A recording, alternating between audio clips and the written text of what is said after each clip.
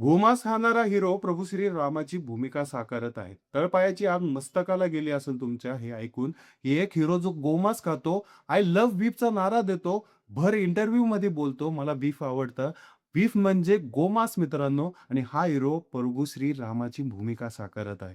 मर्यादा पुरुषोत्तम राम ज्यांचं character perform करणारा, तो त्या लेव्हलचा असला पाहिजे, त्याची पर्सनॅलिटी तेवढी क्लीन असली पाहिजे.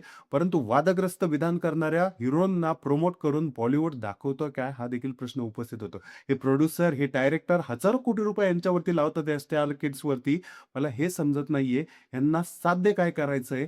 अक्षरशः समाजाच्या भावना दुखवायचं काम हे करतात का? हा देखील प्रश्न उपस्थित होतो. मित्रांनो, हा हिरो नालायक हिरो हा हिंदू धर्माचा आहे, तरी देखील हा सर्वसामान्य लोकांसमोर काय म्हणतो, मला बीफ आवडतं आणि रामाची भूमिका घेऊन येतो. फक्त पैशासाठी. आणि या बॉलिवूडमध्ये आजकाल आपलं जे रामायण, महाभारत ज्या पण कथा आहेत, त्यांना एक बिझनेसचं स्वरूप देऊन हे या चित्रपटाच्या माध्यमातून आणतात. ह्यांना हजारो कोटी रुपये कमवायचे असतात. त्यासाठी हे घेऊन येतात आणि याच्यामध्ये ह्यांना स्टार किड्सला मोठं करायचं असतं